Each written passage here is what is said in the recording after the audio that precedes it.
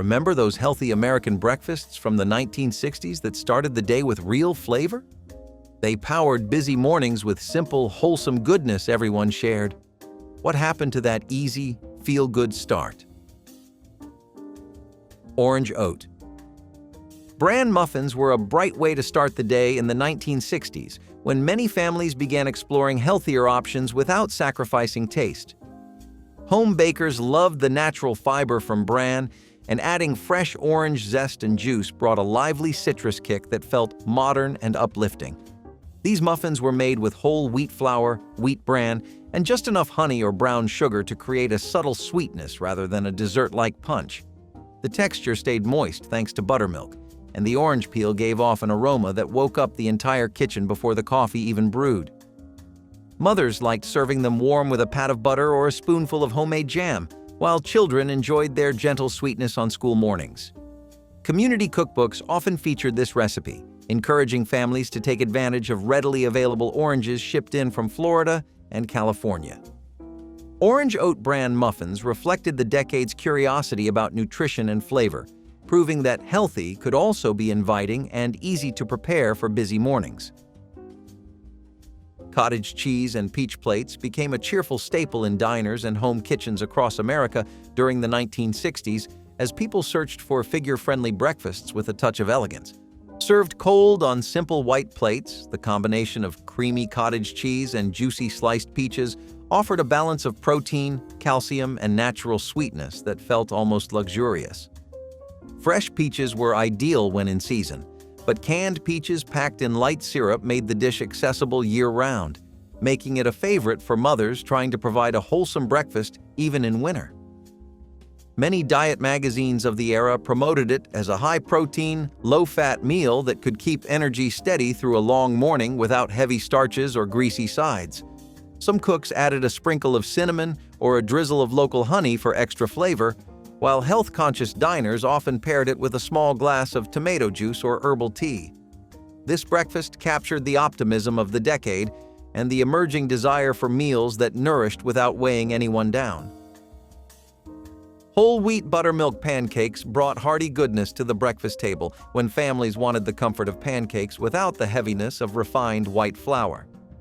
The 1960s saw a growing interest in whole grains, and cooks experimented with blending wheat flour into traditional batters to create a nutty flavor and a pleasant, earthy aroma. Buttermilk added tang and tenderness, ensuring each pancake was fluffy yet filling, a perfect canvas for fresh fruit or a drizzle of warm maple syrup. Many homemakers liked that these pancakes kept children satisfied well past lunchtime thanks to their higher fiber content, which was a talking point in health columns and women's magazines of the time. Recipes often suggested adding chopped apples, sliced bananas, or even sunflower seeds for a crunchy twist, while some adventurous cooks folded in a pinch of cinnamon for gentle spice. Whether served on a lazy Saturday morning or a busy weekday, whole wheat buttermilk pancakes reflected a forward-thinking spirit that embraced nutrition while honoring the familiar joy of a classic American breakfast stack. Tomato and herb omelet celebrated the fresh flavors of backyard gardens and farmers markets that became increasingly popular during the 1960s as more families embraced local produce. Eggs were whisked until light and airy, then folded around ripe tomatoes and fragrant herbs such as parsley, chives, or tarragon, creating a dish that looked as vibrant as it tasted. This omelet delivered plenty of protein and vitamins while allowing home cooks to highlight seasonal vegetables without spending extra money on expensive meats. The bright acidity of the tomatoes balanced beautifully with the soft texture of the eggs, and the aroma of herbs filled the kitchen with an inviting, savory scent. Some households added a sprinkle of mild cheese like Farmer cheese or Monterey Jack for a creamy touch, but many preferred the clean, vegetable-forward simplicity that felt new and healthy. Weekend brunches often featured this dish alongside fresh fruit or a slice of whole grain toast, making it a favorite for both family breakfasts and casual entertaining. Tomato and herb omelet embodied the decade's enthusiasm for wholesome meals that showcased natural flavors. Grapefruit halves with honey broil offered a burst of sunshine on the plate, perfect for a 1960s morning when families sought a fresh, vitamin-rich start to the day. Large ruby or white grapefruits were sliced in half, segments loosened, and the tops brushed lightly with golden honey before being placed under the broiler.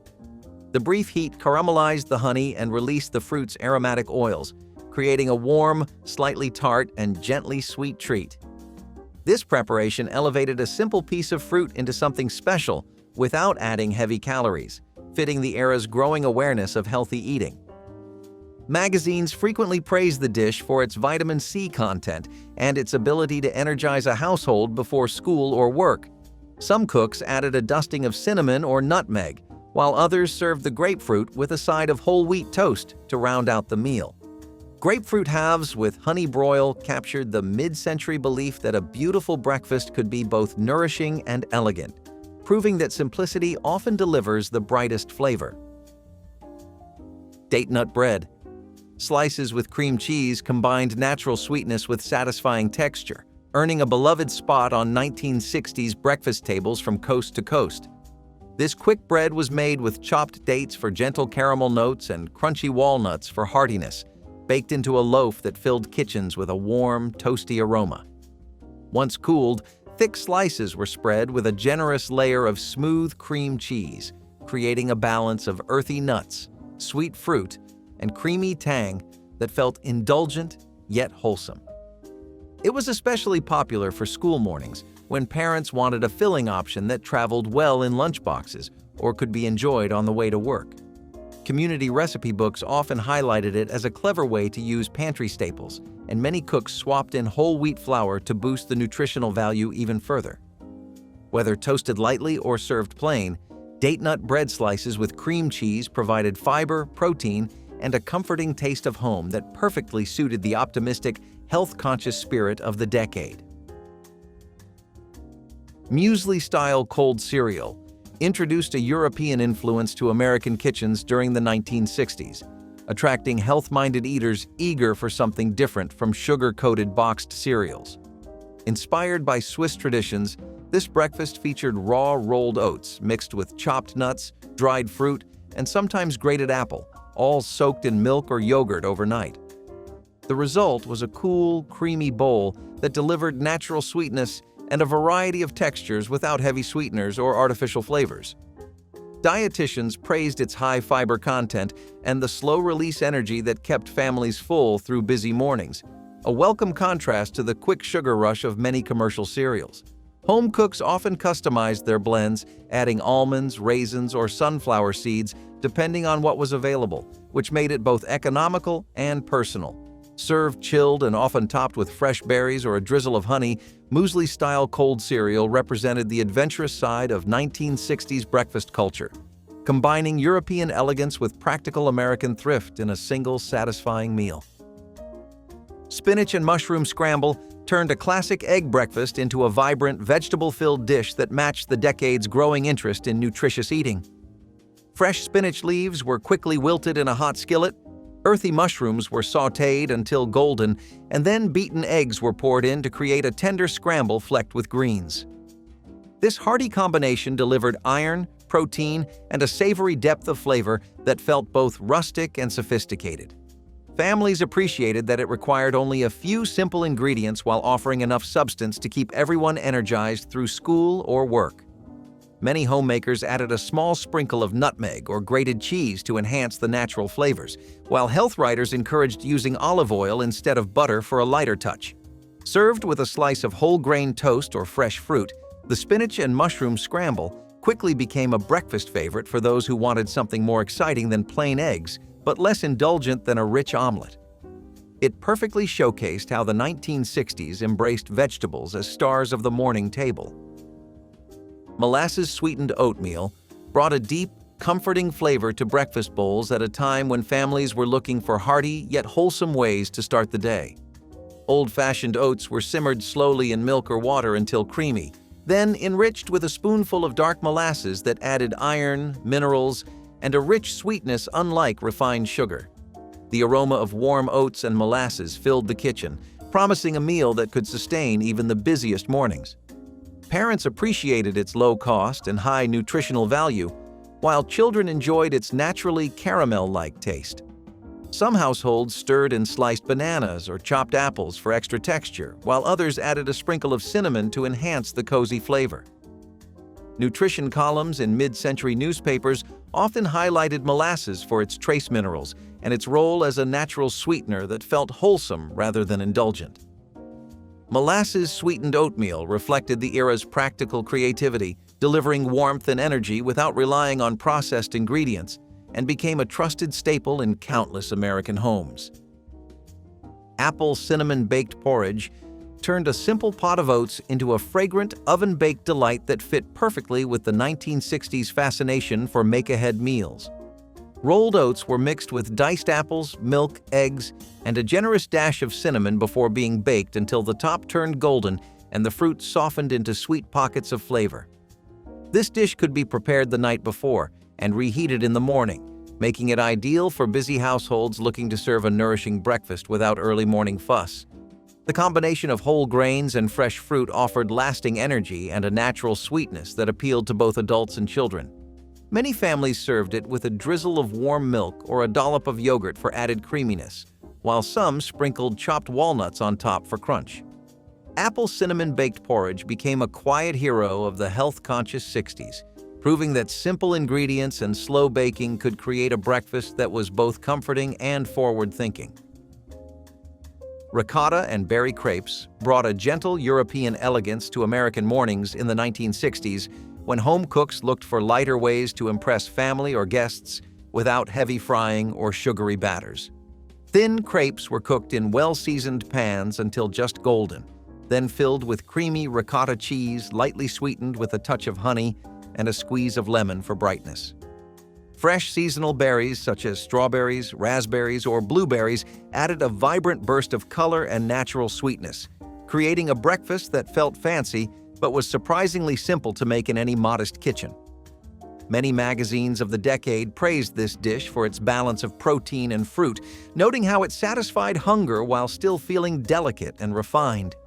Weekend brunch gatherings often featured these crepes as a centerpiece, offering a taste of continental sophistication without the need for expensive ingredients. Ricotta and berry crepes perfectly captured the optimistic spirit of the era, showing that health and indulgence could share the same plate and start the day on a graceful note. Avocado toast on rye was ahead of its time, a California trend that hinted at the future of healthy breakfasts long before it became fashionable nationwide. During the 1960s, avocados gained popularity in coastal markets, celebrated for their creamy texture and heart-healthy oils at a time when Americans we are beginning to think seriously about nutrition. Ripe avocados were lightly mashed with a squeeze of lemon juice and a pinch of sea salt, then spread generously over hearty rye bread toasted until crisp, creating a satisfying blend of crunch and smooth richness. Some adventurous cooks sprinkled fresh herbs or a drizzle of olive oil, while others topped it with sliced radishes for a subtle peppery kick. The combination delivered fiber, vitamins, and lasting energy, making it an instant favorite among health-conscious families and young professionals. This simple yet elegant toast represented a forward-looking approach to breakfast, demonstrating that a few wholesome ingredients could create a memorable meal with both style and substance in a changing culinary landscape. Egg white souffle cups captured the fascination with airy, low-fat creations that defined many health trends of the 1960s. Beaten egg whites were carefully folded with a small amount of cottage cheese or finely grated vegetables, then spooned into individual ramekins and baked until puffed and golden on top while remaining cloud-soft inside. This technique required patience and a steady hand, but rewarded cooks with a striking presentation that felt both luxurious and virtuous. Diet magazines promoted the recipe as a clever way to enjoy a protein-rich breakfast without the heaviness of yolks or rich cream sauces, and many home entertainers used it to impress guests at weekend brunches. The delicate texture and mild flavor invited experimentation with herbs such as chives, dill, or tarragon, letting each cook leave a personal signature on the dish.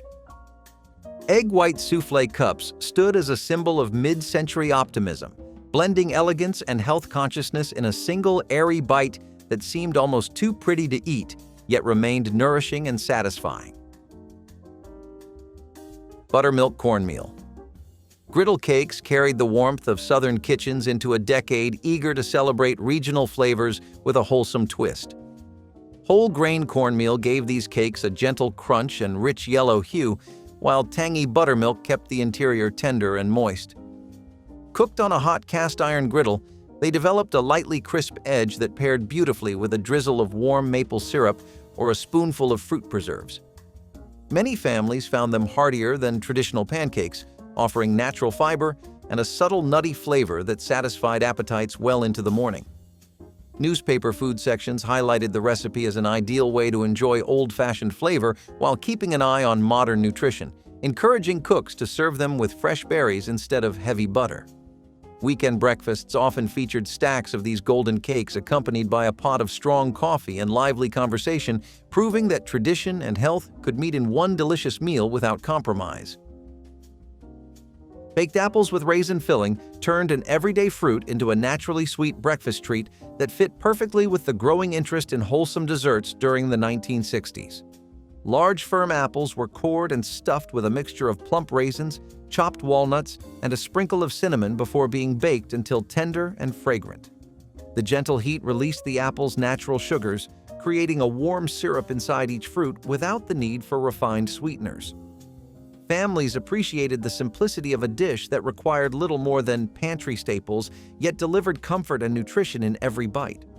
Some cooks added a splash of fresh orange juice to brighten the flavors, or a dollop of plain yogurt on the side for extra creaminess. Served straight from the oven on cool mornings, baked apples with raisin filling offered a satisfying balance of fiber, fruit, and subtle spice, proving that a breakfast could be both indulgent and healthful. This dish embodied the era's love for natural ingredients and the quiet joy of a homemade morning meal. Cranberry walnut yogurt.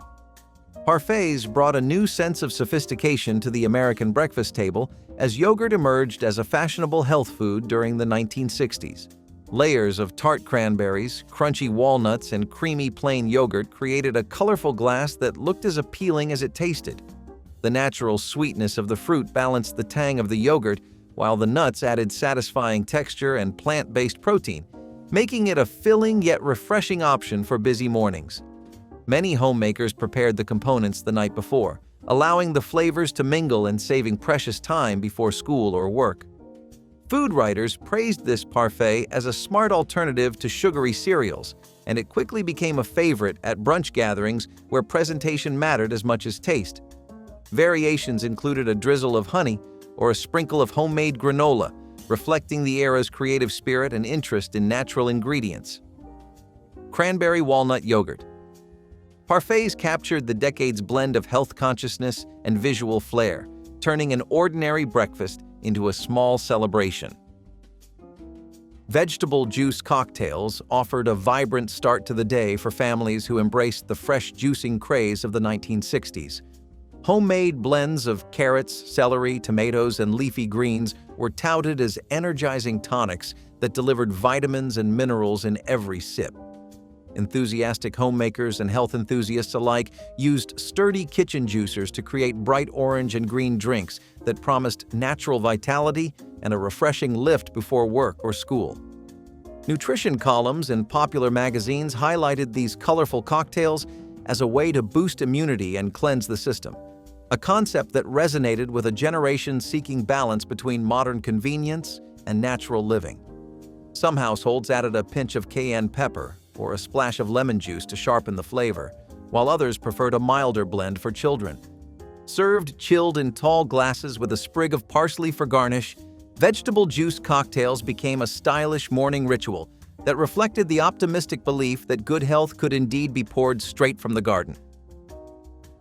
Broiled tomatoes with parmesan sprinkle transformed a simple garden staple into a warm, savory breakfast side that fit perfectly with the health-focused attitude of the 1960s.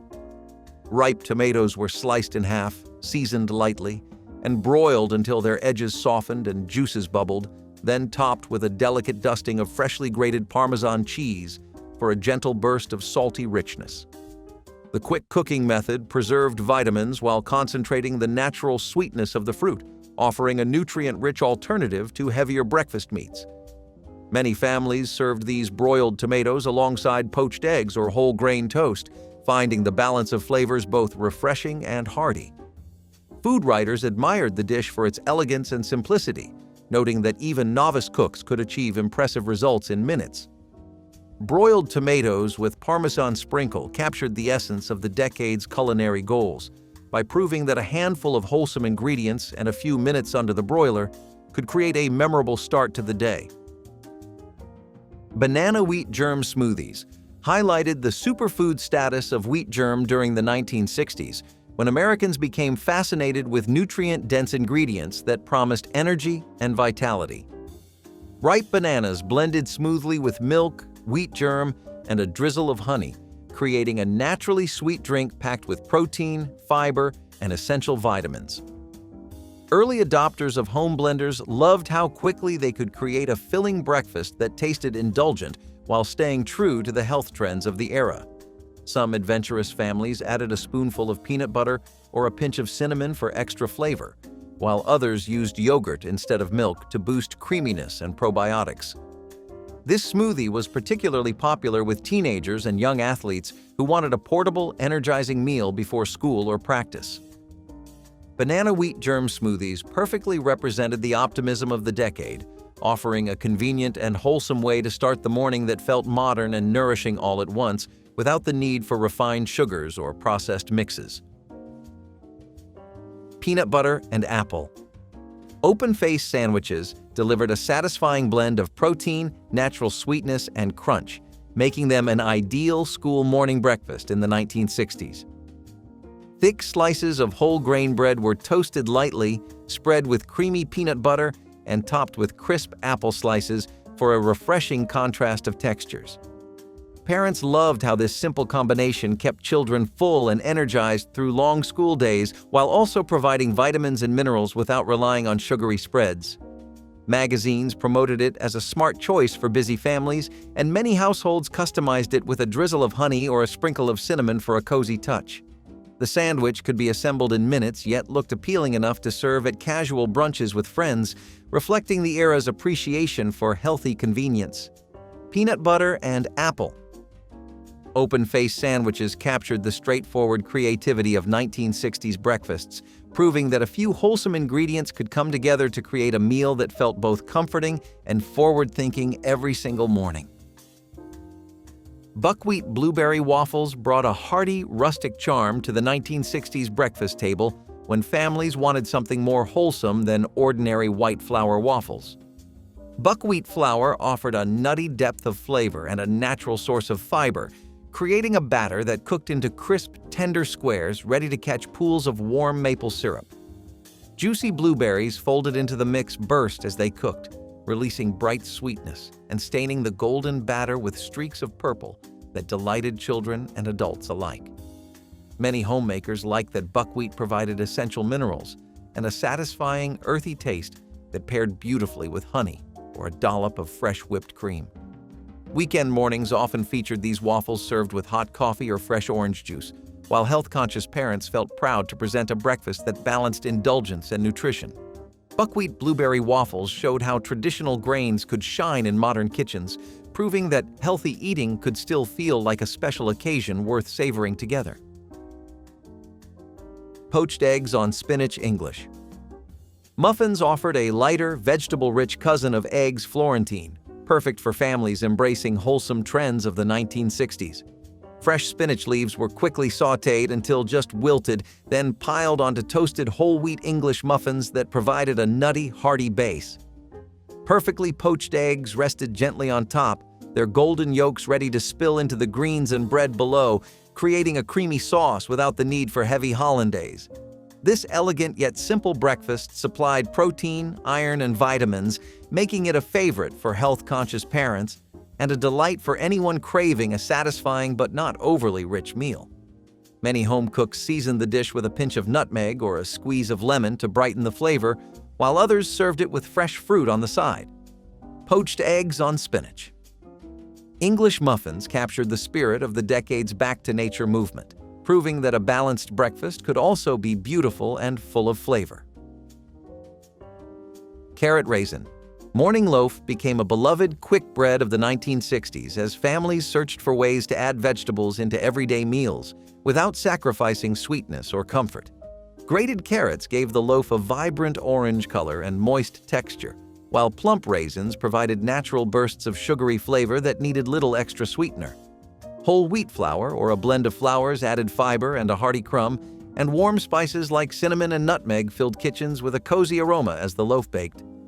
Mothers loved how this bread delivered beta-carotene and vitamins in a form children eagerly devoured, often serving it lightly toasted with a thin spread of butter or cream cheese. Weekend brunches and after-school snacks alike benefited from slices of this cheerful loaf, which stayed tender for days and traveled well in lunchboxes. Carrot Raisin Morning Loaf demonstrated the era's inventive approach to wholesome baking, turning simple pantry staples into a bright, nourishing treat that pleased everyone at the table. Cucumber and dill cottage cheese cups embodied the cool, savory side of 1960s health food culture with a protein-packed dish that felt both refreshing and modern. Crisp cucumbers were diced and folded into creamy cottage cheese along with fresh dill, a squeeze of lemon juice, and a light sprinkling of black pepper for subtle zest.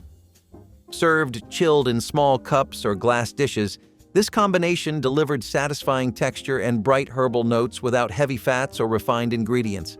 Magazines often highlighted it as an excellent option for weight-conscious readers seeking a filling breakfast or mid-morning snack that provided calcium and lean protein.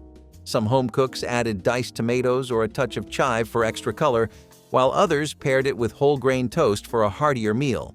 Cucumber and dill cottage cheese cups reflected the growing fascination with simple, natural flavors and made it easy to enjoy a light yet sustaining breakfast during warm summer mornings or busy weekdays without sacrificing satisfaction.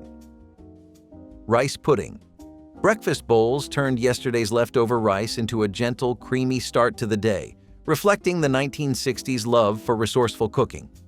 Cold rice was simmered slowly with milk until tender and thick, sweetened lightly with honey or brown sugar, and perfumed with vanilla or a sprinkle of cinnamon.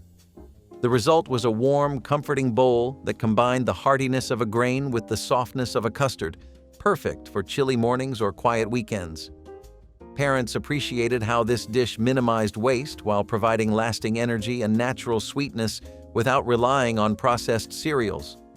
Many families topped their bowls with raisins, toasted almonds, or fresh berries for added flavor and nutrition, making each serving unique and colorful. Rice pudding breakfast.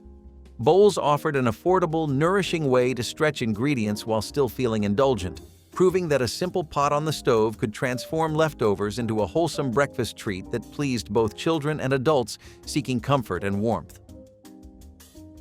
Apricot almond granola bars signaled the arrival of homemade granola into American kitchens during the 1960s, when health food culture began to flourish. Rolled oats were mixed with chopped dried apricots, sliced almonds, and a drizzle of honey, then baked until golden and slightly crisp, filling the kitchen with a warm, nutty aroma. These bars provided natural sweetness, plant-based protein, and satisfying crunch, making them a perfect grab-and-go breakfast for busy mornings or after-school snacks. Unlike store-bought cereals, they allowed full control over ingredients, appealing to families seeking cleaner eating without added preservatives. Many home cooks experimented with different dried fruits such as figs or raisins, and even added a pinch of cinnamon or nutmeg for extra flavor. Wrapped individually, these bars traveled well in lunchboxes and picnic baskets, becoming a practical and tasty staple. Apricot almond granola bars captured the optimistic experimentation of the decade, turning wholesome pantry items into a portable breakfast that felt both rustic and delightfully modern. Sweet potato hash with onions brought bold color and natural nutrition to the breakfast table at a time when Americans were looking for hearty yet healthful alternatives to white potatoes. Cubes of sweet potato were pan-fried until caramelized and golden, mingling with soft sautéed onions that added sweetness and depth. The dish delivered vitamin-rich comfort with every bite while offering a lower glycemic twist on traditional hash browns. Many families seasoned the hash with paprika, black pepper, or a hint of cayenne for subtle spice, while others tossed in chopped bell peppers or fresh herbs for extra freshness. Served alongside poached eggs or a slice of whole grain toast, sweet potato hash with onions satisfied appetites and brightened plates with its orange hue. Magazines and community cookbooks praised it as both budget-friendly and nutritionally forward, showing how simple vegetables could create a meal worthy of a Sunday brunch or an everyday breakfast that nourished body and spirit. Eggs baked in bell peppers offered a visually striking, vegetable-centered entree that home cooks in the 1960s loved for both its nutrition and its cheerful presentation. Sweet bell peppers were halved, seeds removed and lightly roasted before a fresh egg was cracked into each cavity, then baked until the whites were set and the yolks remained soft. This clever method turned the pepper into a natural edible cup, while infusing the eggs with subtle sweetness and a gentle roasted flavor. Families appreciated how the dish provided protein, vitamins, and fiber, while looking festive enough for brunch gatherings or special weekend breakfasts. Some recipes included a sprinkle of grated cheese or fresh herbs like parsley for extra flair, but many cooks enjoyed the simplicity of vegetables and eggs alone. Eggs baked in bell peppers proved that a few humble ingredients could create a meal that felt both elegant and wholesome, perfectly aligning with the back-to-nature trend of the era. Cottage cheese pancakes delivered a high-protein, low-fat twist on a beloved breakfast classic, perfectly matching the 1960s fascination with lighter, figure-friendly meals. Cottage cheese was blended directly into the batter, adding creaminess and a gentle tang while reducing the need for extra butter or oil. The result was a tender pancake with a pleasantly rich flavor and a boost of calcium and protein that kept families satisfied well into the morning. Many home cooks served these pancakes with fresh berries or a drizzle of warm honey, while others paired them with a side of fruit compote for added color and natural sweetness. Nutrition writers often highlighted the recipe as a smart alternative to traditional flapjacks, and it became a favorite in health-conscious households across the country. Cottage cheese pancakes showed that a small shift in ingredients could transform a familiar dish into something both nourishing and exciting without sacrificing the comfort of a warm, homemade breakfast enjoyed around the kitchen table. Fresh berry compote over yogurt reflected the 1960s back-to-nature movement by showcasing fruit at its most vibrant and unprocessed. Fresh berries such as strawberries, blueberries, or blackberries were gently simmered with a splash of orange juice until they released their juices and formed a glossy, naturally sweet sauce. Spoonfuls of this warm compote were poured over chilled plain yogurt, creating a delightful contrast of temperatures and textures that felt both refreshing and indulgent. The dish delivered antioxidants, calcium, and natural sweetness without refined sugar, making it a popular choice for health-conscious families and a perfect finish to leisurely weekend breakfasts. Many cooks like to add a pinch of cinnamon or a few drops of vanilla extract to enhance the flavor, while some sprinkled homemade granola on top for a satisfying crunch. Fresh berry compote over yogurt proved that the simplest ingredients treated with care could create a breakfast that celebrated freshness and nourished the body and spirit. Skipping dinner after a heavy lunch was one of the oldest tricks in the diet book, and it stuck around because it was easy to disguise. Eat big at noon, pick at a salad by 6, or better yet, nothing. The phrase, "eat like a king at breakfast, a prince at lunch, and a pauper at dinner," was passed around like gospel. Housewives followed it religiously, packing lunchboxes with real food while saving nothing for themselves later. Some would claim they weren't hungry. Others blamed the heat. But more often than not, dinner was skipped on purpose. It was not starvation. It was strategy. By eating early and stopping completely, you bought a sense of control. And when the stomach growled at bedtime, that just meant the diet was working. It became a quiet habit. You fed everyone else. You cleaned the plates. And then you poured a glass of water, sat down, and told yourself that full bellies did not belong to you. Not tonight. A standard dinner plate in the 1960s looked almost child-sized by today's standards. Cups held 8 ounces, not 32. Bowls were shallow, not deep enough to drown a full bag of cereal. Portion control was not a buzzword. It was built into the dinnerware. Food did not overflow, and meals were not measured by how much could be stacked. You got one helping, and it fit neatly on a plate that encouraged modesty. This was not about dieting, it was just how things were. You were not supposed to feel stuffed. You were supposed to feel fed. Seconds were rare, thirds unheard of. Sodas came in glass bottles the size of your hand, and no one filled their plate like they were building a buffet tower. Serving spoons were smaller, ladles lighter. It all reinforced one idea: enough was enough. And when the main course hit the table, even the star of the show, meat, was more often a guest star than the main attraction. The cottage cheese and canned peach lunch plan might sound innocent enough today, but back in the 1960s, it was the signature meal of every calorie-counting housewife trying to look good and keep up with the impossible beauty standards of the time. You would open a can of syrupy peaches, scoop out some cottage cheese, and maybe throw in a sad little sprig of parsley for presentation if you were feeling fancy. That was lunch. Low-calorie, high-protein, and extremely light on satisfaction. Doctors and dietitians pushed this combo as the ideal midday meal for women watching their waistlines while juggling work, house chores, or PTA meetings. The logic made sense in theory. Protein from the cottage cheese to keep you full, fruit for vitamins, and minimal calories overall. But if you peel back the layers, this was basically hunger dressed up as health advice. Women were expected to smile through it, show up to parties looking flawless, and never complain about being hungry. You would see this meal plastered across magazines, recipe cards, even community cookbooks, like it was some gourmet, foolproof way to stay slim. In truth, it was a quiet, daily reminder that looking good came before feeling full. And yet, millions followed the routine because the scale mattered more than satisfaction, and appearance always came first.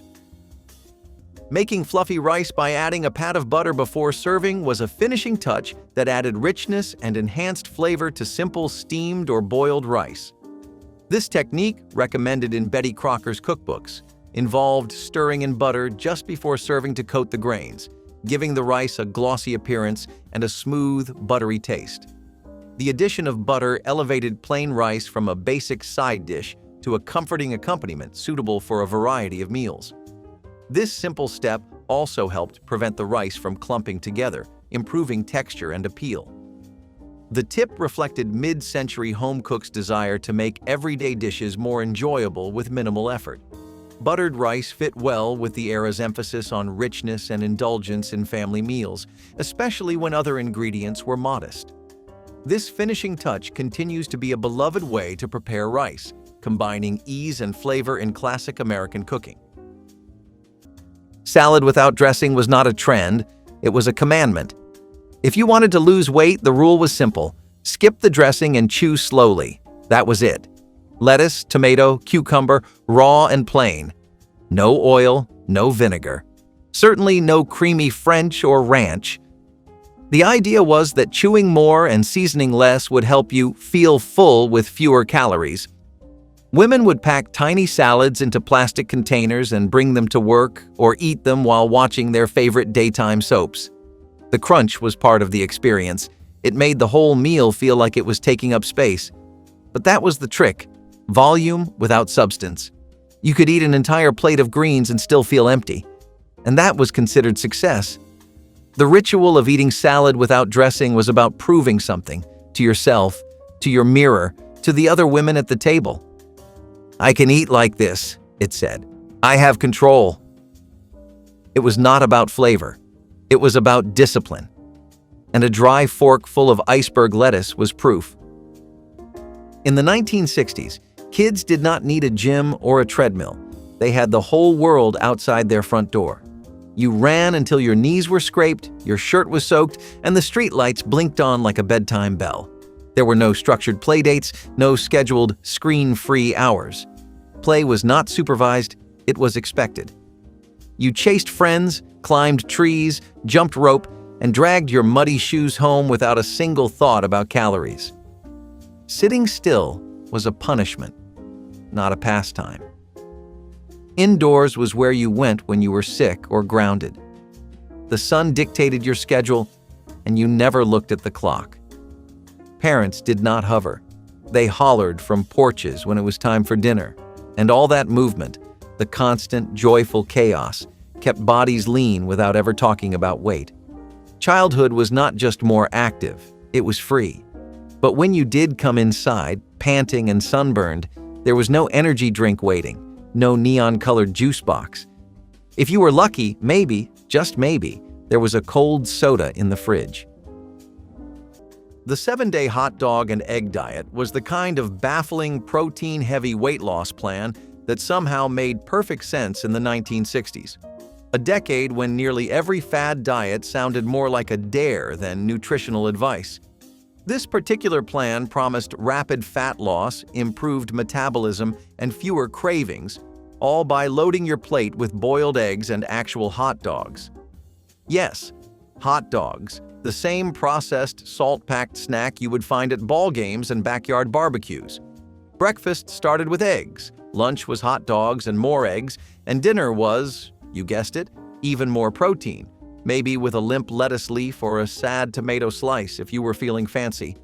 The science behind it was shaky, but the idea of filling up on protein to burn fat and keep hunger at bay was enough to convince desperate dieters.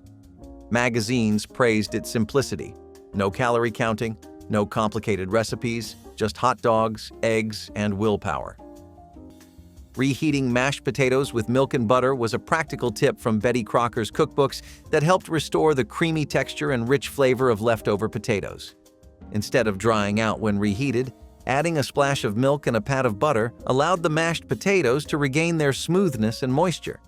This technique turned a potentially dull leftover into a dish that tasted freshly made, making it more appealing to eat again. It was especially useful during busy weeks when preparing new meals was challenging, but enjoying comfort food was still desired. The method was simple and accessible, requiring only basic dairy staples found in most kitchens. Betty Crocker's advice demonstrated a thoughtful approach to reducing waste and enhancing leftovers, reflecting mid-century household priorities. This reheating trick remains popular among cooks who appreciate quick fixes that do not sacrifice taste or quality. It shows how small adjustments can bring warmth and satisfaction to everyday meals. In a 1960s kitchen, you could hear the rhythm of real food being made. A pot clattered on the stove, something sizzled in a pan. The oven ticked softly as it preheated. There was no microwave hum, no frozen dinners spinning on a plastic tray. Meals took time, sometimes hours. And that time meant movement, stirring, lifting, chopping, baking. Parents did not just burn calories eating, they burned them making dinner. Even heating up leftovers meant a skillet, not a button. There was an awareness of food, a presence that modern life has blurred. You did not grab something, you prepared it. Every meal was a small ritual of care and effort. And the work was not just about taste, it was part of staying lean. The process itself kept you moving. And when dinner was finally done, the table was set. The family sat down, and you ate like you meant it. But before dinner, there was one sound every kid waited for. The squeak of tires, the slap of pedals, the call of the open street. Because nothing felt freer or fitter than flying down a hill on your bicycle. Jell-O salads with vegetables were some of the strangest creations to come out of 1960s kitchens, and yet they were everywhere. Lime Jell-O with shredded carrots, lemon Jell-O with cabbage. The idea was to make vegetables more fun while keeping calories low. It was sweet, sort of. It was savory, kind of. It was food, almost. Women's magazines called these salads refreshing and diet-friendly, but no one mentioned how weird they looked on the plate. They wobbled like dessert, but tasted like diet punishment. Still, they were praised as the perfect low-fat filler, easy to prepare, easy to serve, hard to love. The gelatin made vegetables stretch further. A little cabbage went a long way once suspended in a mold. You could serve them at bridge club or keep a few slices in the fridge for snacking. Eating them was an act of dedication. No dressing, no extra salt. Just cubes of cold, vaguely sweet vegetables pretending to be a side dish. They might seem like a joke now, but back then they were a serious tool in the diet arsenal. even if your taste buds begged for mercy. Liver tablets for energy and fat burn were practically a rite of passage for anyone even half serious about losing weight or building muscle in the 1960s. You could walk into any drugstore and see the shiny little bottles lined up, tucked between the multivitamins, aspirin, and those questionable diet pills that promised you the world. These tablets were made from concentrated, desiccated beef liver. Yes, actual dried cow liver ground into pill form, and were hyped as the miracle shortcut to more energy, faster fat burning, and leaner bodies. Gym trainers, health gurus, and even some doctors championed them like they had just discovered the missing link to a perfect metabolism. You were supposed to pop a handful before workouts or with your morning coffee, and in theory, you would have the stamina of an Olympian and the metabolism of a teenage track star. The reality? Well, it was mostly just iron and protein, and they came with a strange, faint aftertaste that reminded you exactly what part of the cow these things came from. But the hype was impossible to resist. Weightlifters swore by them. Housewives stashed them in purses like they were secret weapons. Even beauty magazines recommended them as a safe alternative to cigarettes for appetite control. It sounded simple. Skip the crash diets, forget starving yourself. Just take these little pills and your body would magically cooperate. Of course, they did not live up to the miracle promises, but in a decade obsessed with shortcuts to slimness, liver tablets sold like hotcakes. If nothing else, they made you feel like you were doing something proactive, which sometimes mattered more than the actual results. Softening stale bread with a damp paper towel and microwave was a quick fix promoted in Betty Crocker's cookbooks to restore freshness without baking. This technique involved wrapping the bread loosely in a damp paper towel and microwaving it for short intervals, creating steam that softened the crust and crumb. The method revived the bread's texture, making it more palatable for sandwiches or toast. It was a practical solution embraced by mid-century cooks to reduce waste and extend the usability of leftover bread. This trick saved time and energy compared to reheating in an oven and was particularly useful for small quantities. Betty Crocker's recommendation of this hack showcased the era's focus on efficiency and resourcefulness in the kitchen. While microwaves were not common in every home initially, the advice anticipated growing appliance use. The damp paper towel method remains a handy tip for anyone wanting to quickly refresh bread without fuss. The backyard garden was not just a hobby in the 1960s, it was a strategy. Rows of tomatoes, carrots, beans, and squash filled raised beds or long-tilled strips of soil. You grew what you could, canned what you had to, and traded with neighbors when your zucchinis got out of hand. Children learned how to weed and water before they could spell vegetable. Victory gardens from the war had planted a deeper cultural seed. Food could come from your own hands. A salad did not start in a bag. It started with dirt under your fingernails. Fresh produce was not wrapped in plastic or stamped with barcodes. It came in baskets, buckets, or brown paper sacks. And even if you only had room for a few herbs on the windowsill, it still mattered. Gardens were not just about nutrition. They were about self-reliance. And that pride, that satisfaction of eating what you grew, made it easier to say no to processed junk. Instead of neon-colored sports drinks and vitamin water, most kids drank the same thing every day. Milk, plain and cold, straight from the fridge. The half-a-sandwich rule was one of those subtle diet tricks that never got questioned. Eat only half, save the rest. That is what the magazine said. Portion control became gospel, and sandwiches were the first to be sliced down to size. Ham and cheese? Half. Turkey on rye? Half. You were taught to wrap the other half in wax paper and save it for later, but let us be honest, later rarely came. The real goal was to convince yourself that half was plenty. Housewives would cut sandwiches diagonally, set the triangle on a plate, and serve it with a glass of water and a smile.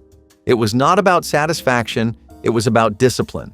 Sandwiches were easy to have, and that made them perfect for portion policing. Children got the full thing. Men got seconds. Women?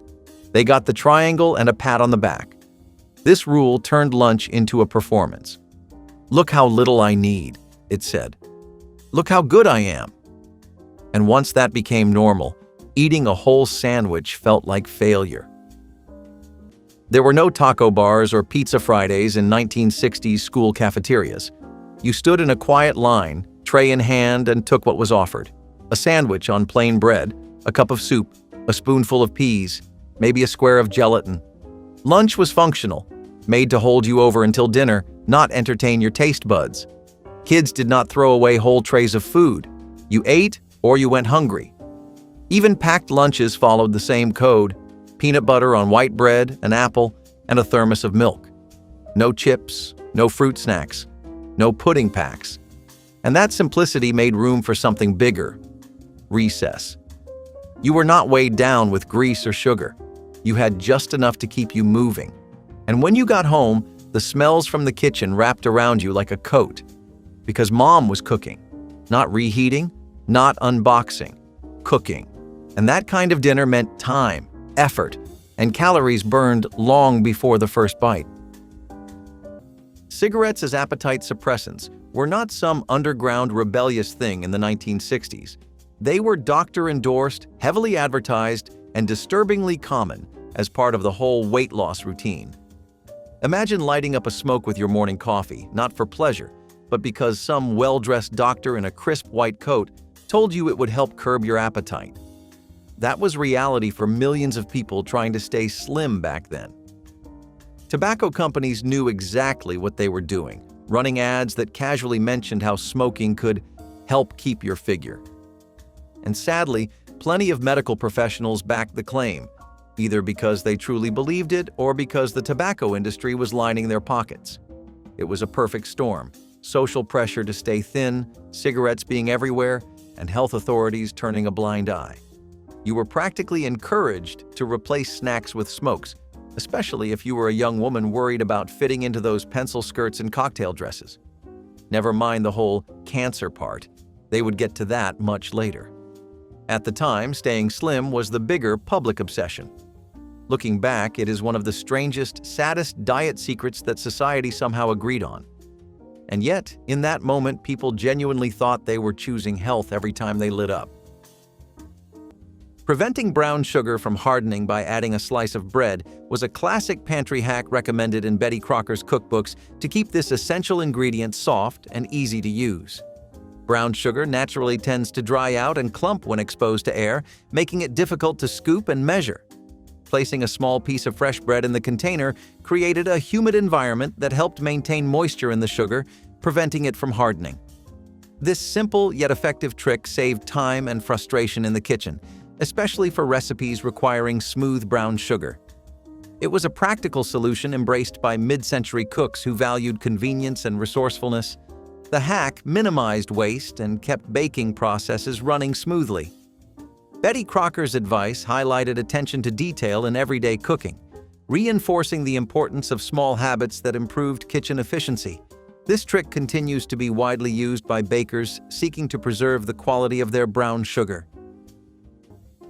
Mettercall liquid meals were basically the 1960s version of meal replacement shakes, only way more intense and with a government-approved health stamp that made people believe they were doing something revolutionary. Picture this: a canned, milky drink that looked suspiciously like chalky soup, packed with vitamins and protein, and marketed as your complete meal. You drank it for breakfast, lunch, and dinner if you were really committed to losing weight or just punishing yourself. Mettercall was everywhere: office fridges, suburban kitchens, even tucked into gym bags like it was some miracle elixir. The government and medical professionals at the time pushed it as a modern, scientifically sound way to slim down without actually cooking. It promised portion control without the hassle, and they made it sound like a cutting-edge breakthrough in nutritional science. Spoiler alert, it mostly tasted terrible, and by today's standards, it barely passed as food. But desperate times called for desperate measures, and people wanted quick fixes more than they wanted flavor. Some folks even turned it into a social event. Mettercall parties, where everyone sipped their can and compared who lost the most pounds. It sounds funny now, but back then, this stuff ruled the diet scene. And if you had a few cans stacked neatly in your fridge, you looked like you were serious about health, even if you were starving. Television dinners in the 1960s were not everyday fare. They were events. That foil-wrapped tray pulled from the oven after what felt like hours was a small luxury. Salisbury steak, mashed potatoes, a spoonful of peas, and maybe a brownie in the corner. It was not convenience. It was novelty. Something you might get if mom was sick, or dad was working late, or you were being treated to a night in front of the television. These frozen meals had no illusions about nutrition. They were a break from the norm, not the new normal. Most nights, food was cooked from scratch. These dinners were backup plans, not blueprints. They felt modern, space-age even, but no one mistook them for real food. They were too small, too salty, too stiff. They were a glimpse of the future, but nobody wanted to live in them. And when it came time to celebrate, no one turned to the freezer. They got in the car and went somewhere special. Because eating out, that was something you dressed up for. Alka-Seltzer as a meal replacement was not exactly advertised that way, but make no mistake, some women used it to avoid eating. The fizzy tablets were made to relieve indigestion, but dieters quickly found another use. Fill a glass with water, drop one in, and sip it slowly when hunger hit. The bubbles made your stomach feel full for just long enough to delay dinner or skip lunch. It was not about health. It was about tricking the body into thinking it had eaten. Some women added lemon juice to it. Others just drank it plain. The taste was bitter and metallic, but it offered something valuable: control. If your stomach was growling and you did not want to cave, you reached for the blue and white box instead of the bread box. Alka-Seltzer became the secret weapon of those who could not afford another diet plan or just needed something fast to push past a craving. It gave a little fizz, a little distraction, and sometimes just enough placebo comfort to hold out till morning. You were not full, but you were still in charge. That was all that mattered. Going to a restaurant in the 1960s was a big deal. You put on nice clothes, you combed your hair, you behaved. Families did not dine out every weekend or grab drive-through on the way home from errands. You waited for a birthday, an anniversary, or a holiday. Eating out meant menus printed on cardstock, waitresses in uniforms, and glasses of ice water placed before you said a word. Kids ordered from the adult menu, and everyone shared a dessert. There were no kids' zones, no touch screens, no buckets of soda. Just real food, real conversation, and the unspoken understanding that this was special. It cost money, it took time, and it mattered. Most nights, families cooked and ate at home because it was cheaper, yes, but also because it was the default. Dining out had not replaced dinner, it was the exception to prove the rule. And when you did go home to cook, what you bought from the store looked very different from what fills shelves today. The banana and skim milk cleanse was one of those crash diets that made absolutely no sense the second you stopped to think about it. But that never stopped the 1960s from giving it a go. Picture this. Your entire diet consisted of plain bananas and skim milk. That was it. 3 bananas, 3 glasses of milk, spaced out over the whole day, and you were supposedly on your way to detoxing your body and dropping pounds fast. It was sold as a miracle cleanse, a medically sound, doctor-approved reset for your metabolism. Weight loss gurus, women's magazines, and even some well-meaning doctors promised glowing skin, more energy, and rapid fat loss, all thanks to this bizarre fruit and dairy routine. But underneath the shiny promises, it was basically controlled starvation dressed up as science. You would start your morning with a banana and a glass of watery milk, feel lightheaded by lunchtime, and somehow convince yourself that meant it was working. Dinner time rolled around and your willpower felt like it was on life support. But hey, you still had one more banana to look forward to. The cleanse was brutal, boring, and left most people daydreaming about a real meal by the end of day 1. But back then, the promise of shedding weight fast, no matter the cost, was enough to keep this diet alive way longer than it should have been. Some folks even bragged about surviving multiple rounds of it, wearing their misery like a badge of honor, all in the name of slimness. Using mayonnaise to keep meatloaf moist was an unexpected ingredient tip that Betty Crocker's cookbooks offered to ensure tender, juicy results in this classic dish. Incorporating mayonnaise into the meat mixture added fat and moisture. preventing the meatloaf from drying out during baking. This simple addition helped maintain a soft texture, enhancing the overall eating experience. The trick was especially helpful in times when leaner cuts of meat were used or when cooks wanted to stretch ingredients without sacrificing quality. Betty Crocker's advice reflected an understanding of ingredient functionality and an innovative approach to improving traditional recipes. This method contributed to meatloaf's reputation as a comforting, reliable meal that families could enjoy regularly. Using mayonnaise in meatloaf demonstrated the mid-century home cook's creativity and willingness to experiment with familiar pantry items. It remains a popular secret for achieving the perfect meatloaf today.